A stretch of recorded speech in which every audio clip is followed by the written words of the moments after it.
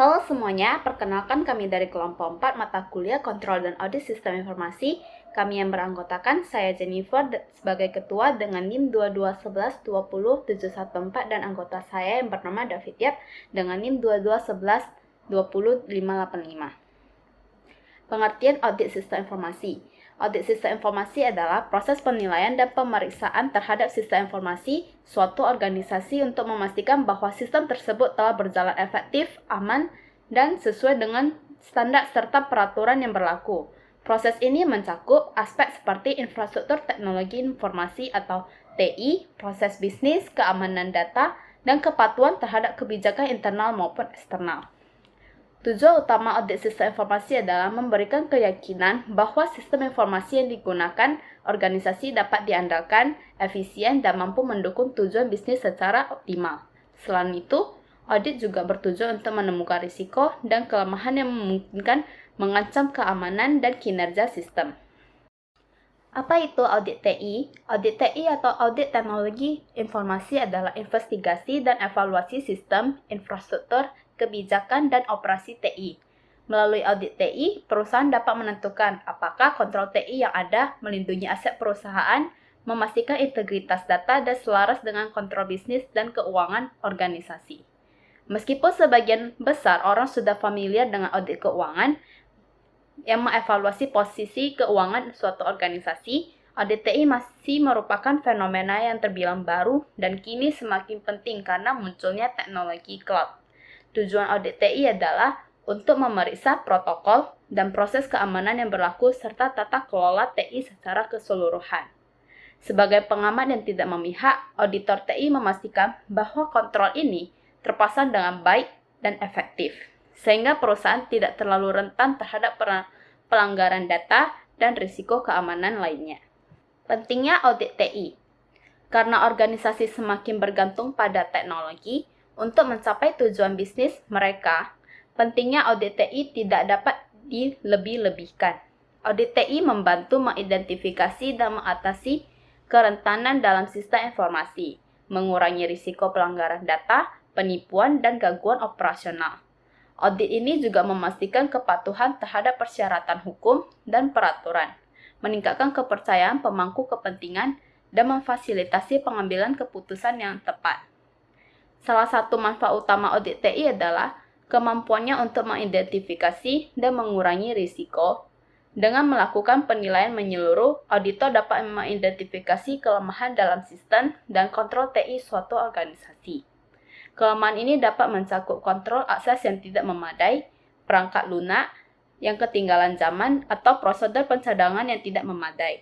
Organisasi dapat signifikan mengurangi risiko akses yang tidak sah, kehilangan data, atau kegagalan sistem yang dengan mengatasi kerentanan ini.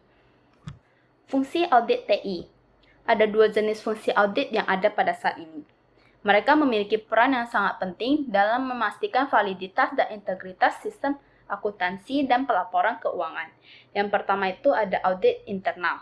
IIA mendefinisikan audit internal atau IA sebagai aktivitas jaminan dan konsultasi independen, objektif yang dirancang untuk menambah nilai dan meningkatkan operasi organisasi. IA memberikan organisasi pendekatan sistematis dan terdisiplin untuk menilai dan meningkatkan manajemen risiko, kontrol, dan proses tata kelola, serta untuk mencapai tujuan dan sasaran mereka. Yang kedua itu ada audit eksternal. Fungsi audit eksternal mengevaluasi keandalan dan validitas kontrol sistem dalam semua bentuk. Tujuan utama dalam evaluasi tersebut adalah untuk meminimalkan jumlah audit dan pengujian transaksi substansial yang diperlukan untuk memberikan opini tentang laporan keuangan. Tren audit TI. Ada 6 tren audit TI. Yang pertama itu COVID. COVID yang merupakan singkatan dari Control Objective for Information and Related Technology. Dimiliki dan didukung oleh ISACA. Pertama kali diluncurkan pada tahun 1996 sebagai COVID. Versi yang terbaru saat ini adalah COVID 2019. Namun hingga saat ini COVID 5 masih digunakan secara luas sebagai framework TI tata kelola, di mana COVID 5 merupakan gabungan dari framework TI COVID 4.1. COBIT merupakan framework TI yang digunakan untuk membantu kita dalam mengoptimalisasikan value dan nilai suatu organisasi enterprise melalui TI dengan cara menjaga keseimbangan antara realisasi keuntungan, optimalisasi risiko, dan pemanfaatan sumber daya. Yang kedua itu ada COSO. Panduan IRM COSO menyediakan sumber daya untuk program IRM secara keseluruhan. Tetapi beberapa bagian dari panduan ini dapat dimanfaatkan secara khusus untuk program ITRM. Yang ketiga ada ISO 17799, standar internasional untuk memberikan pedoman untuk praktik manajemen keamanan informasi. Standar ini memberikan kerangka kerja yang komprehensif untuk membantu organisasi dalam melindungi aset informasi mereka dari berbagai ancaman keamanan seperti serangan cyber, kesalahan manusia, dan bencana alam. ISO 17799 bertujuan untuk membantu organisasi dalam membangun dan memelihara sistem manajemen keamanan informasi atau ISMS yang efektif. ISMS adalah serangkaian proses dan prosedur yang dirancang untuk melindungi aset informasi organisasi, memastikan kerahasiaan, integritas, dan ketersediaan informasi. Yang keempat ada ISO 27000. Standar internasional yang penting untuk membantu organisasi dalam melindungi aset informasi mereka. Dengan menerapkan standar ini, organisasi dapat membangun dan memelihara sistem manajemen keamanan informasi yang efektif, yang pada akhirnya akan meningkatkan keamanan informasi, kepercayaan, dan efisiensi. Yang kelima ada IIA. IIA adalah organisasi profesional global yang berdedikasi untuk memajukan profesi audit internal. IIA menyediakan standar sumber daya dan pelatihan untuk audit internal, membantu organisasi dalam meningkatkan tata kelola, manajemen risiko, dan kontrol. Yang keenam ada TSPC, badan pemerintah di Oregon, Amerika Serikat yang bertanggung jawab untuk mengatur dan melisensikan guru. TSPC menetapkan standar untuk pendidikan guru, memberikan lisensi, dan mengawasi praktik guru di Oregon. Proses audit TI. Fase pertama yaitu penilaian risiko. Tujuannya untuk menganalisis dan mengidentifikasi risiko yang terkait dengan sistem IT organisasi. Risiko didefinisikan sebagai potensi kerugian yang dapat terjadi akibat ancaman terhadap sistem IT. Hasilnya, daftar risiko yang teridentifikasi beserta kemungkinan dan dampaknya. Pentingnya, penilaian risiko membantu auditor dan fokus pada risiko yang paling signifikan dan merancang prosedur audit dengan tepat. Fase kedua yaitu perencanaan audit. Tujuannya untuk merumuskan rencana audit yang terperinci, termasuk tujuan, ruang lingkup, dan metodologi. Hasilnya adalah rencana audit yang terstruktur dan komprehensif. Pentingnya untuk rencana audit berfungsi sebagai pedoman untuk pelaksanaan audit, meningkatkan efisiensi, akuntabilitas, dan koordinasi tim. Fase yang ketiga adalah tinjauan pendahuluan. Tujuannya untuk mengumpulkan informasi awal tentang lingkungan IT organisasi, termasuk kebijakan, prosedur, dan infrastruktur. Hasilnya adalah prosedur audit yang terstruktur dan terperinci. Pentingnya adalah prosedur audit yang dirancang dengan baik meningkatkan keefektifan audit dan membantu dalam menemukan bukti audit kontrol yang kredibel. Fase yang kelima adalah pengujian kontrol. Tujuannya untuk melakukan pengujian kontrol untuk menilai efektivitas kontrol yang ada. Hasilnya, temuan tentang efektivitas kontrol yang ada. Pentingnya adalah pengujian kontrol membantu dalam mengidentifikasi kelemahan dalam kontrol keamanan dan membantu dalam memberikan rekomendasi dalam perbaikan. Fase yang keenam yaitu pengujian substansial. Tujuannya itu untuk melakukan pengujian substansial untuk memverifikasi keakuratan dan kelengkapan informasi yang dihasilkan oleh sistem IT. Hasilnya adalah temuan tentang keakuratan dan kelengkapan informasi yang dihasilkan oleh sistem IT. Pentingnya adalah pengujian substansial membantu dalam memastikan bahwa sistem IT menghasilkan informasi yang akurat dan dapat diandalkan. Fase yang ketujuh yaitu dokumentasi hasil. Tujuannya untuk mendokumentasikan hasil audit, termasuk temuan, kesimpulan, dan rekomendasi. Hasilnya adalah laporan audit yang komprehensif. Pentingnya adalah dokumentasi yang terstruktur membantu dalam memberikan bukti audit yang kredibel dan meningkatkan transparansi dalam pelaksanaan audit. Fase yang ke-8 itu adalah komunikasi dan tujuannya untuk mengkomunikasikan hasil audit kepada manajemen organisasi. Hasilnya adalah kejelasan tentang temuan audit dan kesepakatan tentang tindak lanjut. Pentingnya adalah komunikasi yang efektif, memastikan bahwa manajemen memahami hasil audit dan mengambil tindakan yang diperlukan untuk meningkatkan keamanan dan efektivitas sistem IT. Siapa saja sih yang terlibat dalam audit TI? Sama halnya dengan audit. Pada umumnya, auditor atau orang yang melakukan audit adalah pihak yang kompeten, objektif, dan tidak memihak. Auditor bisa berasal dari internal perusahaan maupun eksternal perusahaan, melalui third party yang memang telah memiliki kapasitas dan izin untuk melakukan audit. Dalam kasus IT audit atau audit TI, pada mulanya auditor dilihat sekedar sebagai staf yang memiliki kemampuan IT. Bahkan sering dilihat hanya sebagai asisten teknikal. Padahal audit TI atau teknologi informasi merupakan pekerjaan yang tindakan, tujuan, serta kualitasnya telah diatur dalam standar internasional. Ada teori, kode etik, dan juga tuntutannya profesional, yang mana hal ini membutuhkan pengetahuan dan kemampuan yang sangat terukur dan terencana. Tidak asal orang yang paham IT bisa melakukan IT audit. Elemen rencana audit. Yang pertama itu adalah menentukan tujuan akhir. Tujuan audit harus dirumuskan secara jelas, spesifik, dan terukur. Tujuannya yang terdefinisi dengan baik, memastikan bahwa audit yang difokuskan pada aspek-aspek yang paling penting dan menghasilkan hasil yang relevan. Yang kedua itu menentukan ruang lingkup audit. Menentukan area dan proses TI yang akan audit dengan jelas. Ruang lingkup yang terdefinisi membantu dalam menentukan fokus audit dan menghindari pemborosan waktu dan sumber daya. Yang ketiga itu membuat jadwal audit. Jadwal audit harus realistis dan menetapkan timeline yang jelas untuk setiap tahapan audit. Jadwal yang terstruktur memastikan bahwa audit berjalan sesuai dengan rencana dan sesuai dengan batas waktu yang ditentukan. Yang keempat itu membuat anggaran audit. Anggaran audit memberikan gambaran tentang biaya yang dibutuhkan untuk melaksanakan audit. Anggaran yang akurat membantu dalam merencanakan pengeluaran dan memastikan bahwa audit yang dapat dilakukan sesuai dengan sumber daya yang tersedia. Yang kelima itu menentukan tim audit.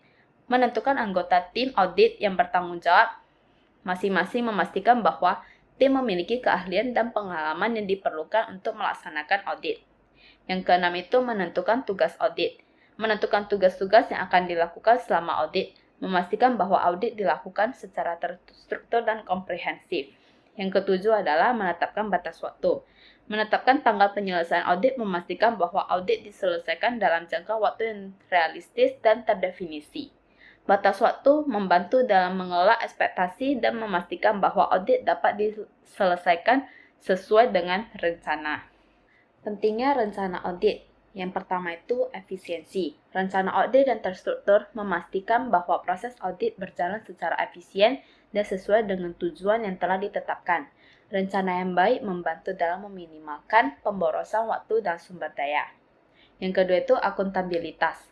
Rencana audit yang jelas meningkatkan akuntabilitas dan transparansi dalam pelaksanaan audit. Dokumen ini memberikan catatan yang terstruktur tentang ruang lingkup, tujuan dan hasil audit, serta membantu dalam memberikan bukti audit yang kredibel. Yang ketiga itu koordinasi. Rencana audit yang komprehensif meningkatkan koordinasi dan komunikasi antara anggota tim audit.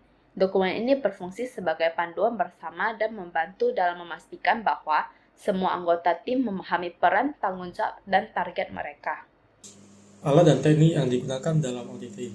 CATS atau Computer Assisted Audit Technique merupakan teknik audit yang memanfaatkan perangkat lunak komputer untuk membantu auditor dalam mengumpulkan dan menganalisis bukti audit. Penggunaan CATS dalam audit TI memungkinkan auditor untuk melakukan pengujian lebih efektif, efisien, dan komprehensif. CATS dalam mengaudit kontrol aplikasi digunakan untuk mengaudit kontrol aplikasi di berbagai tahap termasuk input control, processing, dan juga output control. CATS pada tinjauan operasional digunakan untuk mengevaluasi keefektivitas, efisiensi, dan pencapaian tujuan operasional pada sistem informasi. CATS ini dapat digunakan untuk menganalisa kinerja sistem, memeriksa penggunaan sumber daya, dan memeriksa kepatuhan terhadap kebijakan. Framework tata kelola dan strategi TI. Framework tata kelola dan strategi TI ini menjadi sangat penting untuk memastikan bahwa layanan TI bekerja sebagaimana mestinya sesuai dengan tujuan dan strategi bisnis. Memiliki kualitas pelayanan yang efektif dan efisien, mengoptimalisasi kualitas dan kuantitas layanan, memastikan bahwa budget yang dikeluarkan efektif, menjamin tingkat keamanan yang dapat dipertanggungjawabkan dan sebagainya. Secara umum, standar framework digunakan untuk memastikan bahwa sumber daya TI dikelola untuk memberikan pelayanan yang optimal, efisien, efektif. Manfaat penggunaan framework tata kelola TI. Ada banyak kegunaan yang bisa kita peroleh dengan mengimplementasikan tata kelola teknologi informasi dalam perusahaan. Manfaat tersebut meliputi peningkatan pemanfaatan sumber daya, mendorong efisiensi proses bisnis dengan mengeliminasi proses yang redundan, meningkatkan reliabilitas dan ketersediaan layanan TI, mempersingkat waktu respon, mengurangi biaya layanan, penyelesaian proses dokumen dengan compliance management, meningkatkan interaksi dengan konsumen, menghilangkan penggunaan hardware dan software yang ketinggalan zaman atau yang sudah tidak dapat digunakan lagi. Framework standar yang dipakai pada saat proses audit yaitu yang pertama ISO 27001. ISO 27001 itu adalah standar Informasi Security Management System atau ISMS atau Sistem Manajemen Keamanan Informasi. ISO 27001 ini merupakan seri ISO terbaru yang dirilis pada tahun 2013. Secara umum, ISO 27001 ini mendeskripsikan hal-hal yang harus diterapkan perusahaan atau organisasi dalam melaksanakan konsep-konsep keamanan informasi. Manfaat dari ISO 27001 ini antara lain memastikan semua informasi karyawan maupun customer tersimpan dan terjaga dengan aman. Yang kedua, mencegah resiko cyber attack. Yang ketiga, menjalankan resiko keamanan sistem informasi dengan lebih tepat, akurat, dan efektif. Yang keempat, dengan ISO 27001, standarisasi dalam pekerjaan bisa ditetapkan sehingga kepatuhan kerja meningkat. Yang kelima, secara langsung akan meningkatkan reputasi dan tingkat kepercayaan terhadap perusahaan. Yang keenam, perusahaan bisa meyakinkan lebih banyak customer baru dan mempertahankan customer yang sudah ada. Yang kedua adalah COBIT. COBIT atau Control Audit for Information and Data Technology. COBIT merupakan standar dan kerangka kerja yang telah menjadi tata kelola dan manajemen TI yang telah banyak meningkatkan fungsi TI pada banyak lingkungan bisnis dan organisasi. Secara umum, COBIT memberikan petunjuk, panduan, dan tahapan-tahapan untuk memanfaatkan aset dan proses teknologi informasi secara efektif dan efisien. COBIT juga memberikan manfaat-manfaat meliputi COBIT memberikan kepastian dan kepercayaan atas seberapa andal sistem aplikasi yang mereka gunakan. Yang kedua, COBIT membantu mengidentifikasi kontrol keamanan dan celah pada teknologi informasi yang dipakai. Yang ketiga, COBIT membantu memutuskan rencana strategis terkait TI dan keputusan investasi di bidang teknologi informasi. Yang keempat, mengukur level kematangan TI atau maturity level. Yang kelima, memperoleh kepatuhan terhadap hukum dan peraturan yang berlaku. Yang keenam, framework yang terafiliasi dengan COBIT. Lalu yang ketiga ada ITL atau Information Technology Infrastructure Library. Akronim ini pertama kali digunakan pada akhir tahun 1980-an oleh Central Computer Communication Agency atau CCTA, milik pemerintah Inggris saat mendokumentasi dan mendistribusikan puluhan praktik terbaik dalam manajemen layanan TI. ITIL adalah pendekatan yang paling baik untuk layanan manajemen TI di dunia. ITL menawarkan pendekatan berdasarkan best practice yang diambil dari sektor publik, swasta, internasional TI. Manfaat-manfaat yang ditawarkan oleh TI antara ITL ada antara lain peningkatan return on investment pada TI. Yang kedua, peningkatan kapabilitas produktivitas. Yang ketiga, peningkatan kepuasan pelanggan atau pengguna. Yang keempat, peningkatan hasil pemanfaatan aset. Yang kelima, peningkatan hubungan dan interaksi antar penyedia layanan TI dengan pengguna atau layanan. Yang keenam, menjaga organisasi untuk mengimbangi perusahaan terkini yang mendorong organisasi untuk terus berkembang. Yang ketujuh, integrasi layanan TI. Standar manajemen risiko. Manajemen risiko TI adalah proses identifikasi, penilaian, dan pengendalian risiko yang terkait penggunaan teknologi informasi dalam organisasi. Tujuannya adalah minimalkan kerugian, meningkatkan keamanan cyber, efektivitas operasional, dan mendukung pencapaian tujuan bisnis. Risiko TI merupakan bagian dari keseluruhan risiko organisasi seperti risiko strategis, operasional, audit, dan kepatuhan. Karena peran sentral TI, risiko TI tidak boleh diabaikan. Prinsip manajemen risiko meliputi pendekatan proaktif, kolektif, partisipatif, dan iteratif. Salah satu implementasinya adalah contingency planning untuk mengatasi ancaman terhadap keberlangsungan bisnis. Manajemen risiko TI adalah tanggung jawab bersama, dan pimpinan TI harus mampu mengomunikasikan konsekuensi risiko kepada pimpinan organisasi. Tahapan risk management. Tahapan risk management dibagi atas dua. Yang pertama, risk assessment atau penilaian risiko. Proses pertama dalam melakukan manajemen risiko adalah risk assessment. Organisasi melakukan penilaian risiko untuk mengetahui tingkat ancaman potensial dan risiko yang terkait dengan sistem TI secara keseluruhan. Penilaian risiko merupakan langkah penting dalam proses audit yang melibatkan evaluasi cermat terhadap risiko potensial yang dapat mempengaruhi keberhasilan dan keandalan audit. Risk assessment dibagi atas 3. Yang pertama, inherent risk. Inherent risk bagaikan DNA suatu bisnis. Risiko ini tetap ada meskipun semua berjalan sebagaimana mestinya. Risiko inherent ini timbul dari kemungkinan terjadi kesalahan atau kelalaian dalam laporan karena alasan kegagalan pengendalian internal.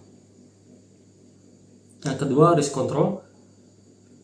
Risiko ini adalah bahwa pengendalian internal suatu perusahaan mungkin tidak dapat mendeteksi atau mencegah kesalahan atau penipuan. Jika suatu perusahaan tidak memiliki pengendalian internal yang kuat, maka risiko pengendalian akan lebih tinggi. Yang ketiga, detection risk, berkaitan dengan kemampuan auditor untuk menemukan kesalahan atau kejanggalan selama proses audit. Yang kedua adalah risk mitigation. Mitigasi risiko adalah strategi untuk mempersiapkan dan mengurangi dampak ancaman yang dihadapi oleh suatu bisnis. Mirip dengan pengurangan risiko, mitigasi risiko mengambil langkah-langkah untuk mengurangi dampak negatif ancaman dan bencana terhadap kelangsungan bisnis. Berikut beberapa jenis risk mitigation yang umum digunakan. Yang pertama adalah risk avoidance. Strategi ini berfokus pada menghilangkan risiko dengan cara tidak terlibat dalam aktivitas yang berpotensi menimbulkan risiko tersebut. Yang kedua, pengurangan risiko atau risk reduction. Strategi ini bertujuan untuk mengurangi kemungkinan atau dampak dari risiko yang teridentifikasi. Yang ketiga, risk transfer. Risiko ini melibatkan pemindahan risiko kepada pihak lain. Yang keempat, risk retention. Strategi ini melibatkan menerima konsekuensi dari risiko jika manfaat lebih besar daripada biaya untuk menghindarinya. Manajemen proyek. Manajemen proyek adalah penerapan pengetahuan dan teknik untuk mencapai tujuan proyek. Audit proyek membantu menilai kemajuan, efisiensi, kepatuhan anggaran, dan keselarasan dengan tujuan bisnis. Audit juga mengidentifikasi risiko, menilai dokumentasi, kepatuhan standar, serta efektivitas komunikasi antar pemangku kepentingan. Jenis utama audit manajemen proyek. Yang pertama, audit kinerja. Audit kinerja mengevaluasi seberapa baik proyek memenuhi tujuan dan memberikan hasil. Audit ini menilai faktor-faktor seperti kepatuhan jadwal, pengelolaan anggaran, kualitas hasil akhir, dan efisiensi proyek secara keseluruhan. Yang kedua adalah audit kepatuhan. Audit kepatuhan memastikan proyek mematuhi hukum, peraturan, kebijakan, dan standar yang relevan. Audit ini memverifikasi apakah aktivitas dari proses proyek memenuhi kebijakan internal organisasi dan persyaratan hukum dan peraturan eksternal. Yang ketiga, audit keuangan. Audit keuangan berfokus pada pemeriksaan aspek keuangan proyek, termasuk alokasi anggaran, pelacakan pengeluaran, langkah-langkah pengendalian biaya, dan keakuratan pelaporan keuangan. Audit ini memastikan transparansi dan akuntabilitas dalam manajemen keuangan.